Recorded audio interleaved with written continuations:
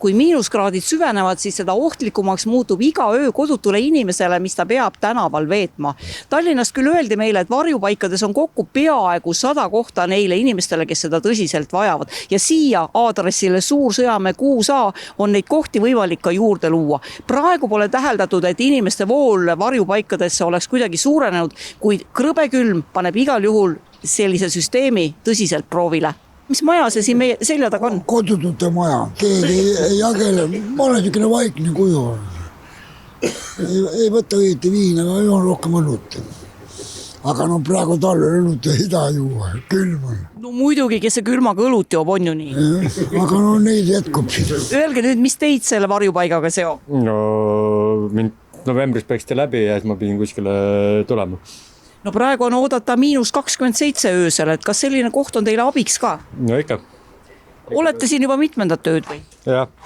Kuidas tingimused on? Pole viga. Olete rahul? Jah. Siin teisel korrusel, kus me praegu viimime, asub meil siis piiratud kellaaegadel osutatav varjupaiga teenus ehk öömaja teenus. Ja hetkel see ruum, kus me oleme, on meil siis naiste pool.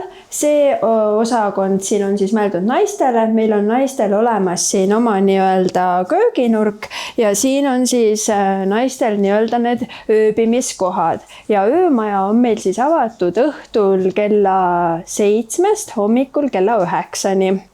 Me oleme uues ruumis ja see vist on siis nüüd see meestele. See on meestele ja et meil ongi siis need ruumid siin erinevad, et siin on siis näha, et nad on selles mõttes tublid, nad juba teavad, et kui nad hommikul ärkavad, siis nad peavad oma voodikoha ise korda tegema ja madratsid panema niimoodi ülesse, sellepärast siis nagu kui koristaja tuleb, et ta koristab selle põranda pinna siin ära ja selle jaoks on siis ka näha, et need voodiriietel on sellised nimesildid peal, et muidu on niimoodi, et iga öömaja kasutaja, kes tuleb, saab ju puhta voodipesu siin, aga kui ta nagu on 2 päeva järjest ööbib ja voodipesu on tal puhas, siis ta kasutab ju seda nii-öelda nagu võib-olla mitu ööd järjest, et selle jaoks on siis meil ka voodipesud sellistesse kilekottidesse siin pandud.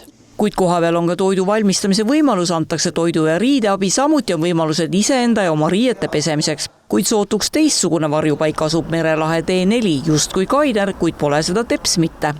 Kuna see ongi kainestusmaja jaoks ehitatud maja, siis see ongi kambrite süsteem siin, aga selle erinevusega, et meil siin öömajas kambri uksi lukku ja isegi kinni ööseks ei panda, aga kainestusmajas ikkagi siis ollakse nii-öelda ja magatakse siis turvalisemas keskkonnas.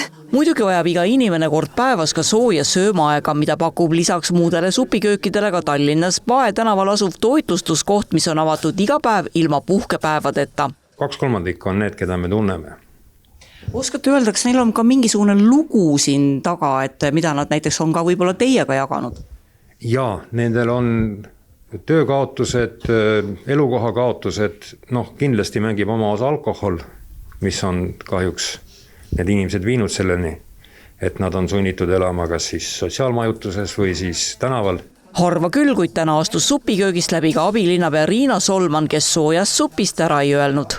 Ma teen selle esimese ampsu ära, eks ole.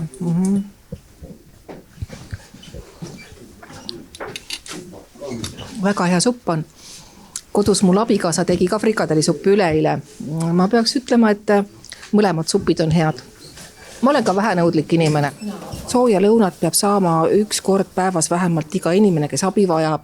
Ja neid varjupaikasid, kus siis külma ilmaga päevakeskusi nii-öelda, neid on ka piisavalt, et ei ole sedasi nagu 25 aastat tagasi, kui ma hakkasin vabatahtlikuna kodutuid aitama, et jäeti inimesed, kui arv sai täis tänavale.